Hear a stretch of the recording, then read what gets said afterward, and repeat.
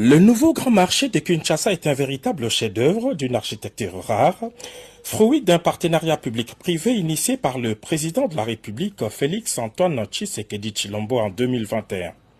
Des pavillons modernes, des entrepôts sécurisés, 10 000 étalages adaptés et des trottoirs spacieux, les nouveaux Zando à tout d'un marché moderne prêt à ouvrir ses portes pour près de 50 000 acheteurs par jour.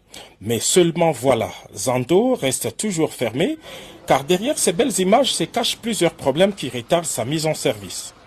La première équation est l'accès au grand marché.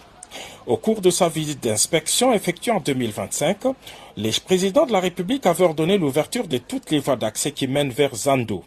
Il s'agit précisément des avenues du Plateau, l'avenue de l'École, l'avenue du Marché, l'avenue des Marais et l'avenue Roi-Kadingi complètement occupées par deux marchands.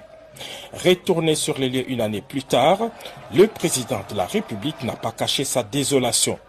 Si le gouvernement provincial de Kinshasa a fourni des efforts appréciables pour construire plusieurs routes en béton armé, l'autorité urbaine n'a pas réussi à imposer son autorité face à la présence des vendeurs pirates qui ont investi toutes ces avenues.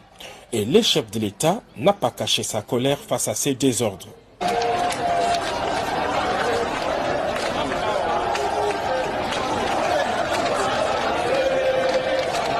L'autre situation qui a hérité les chefs de l'État est l'assainissement du milieu.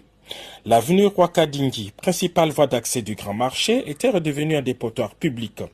Quelques heures avant le passage du président de la République, Roi-Kadingi et toutes les avenues adjacentes étaient transformées en marché pirate où les marchandises côtoient les odeurs nauséabondes. Encore une fois, le déficit d'autorité a été fustigé.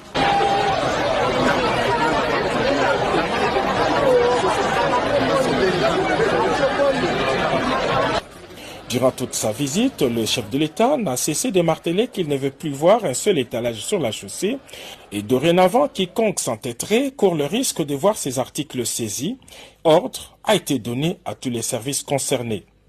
Selon nos propres informations, les éléments de la police affectés à cet endroit se sont transformés en percepteurs de taxes illicites avec la complicité des commerçants expatriés.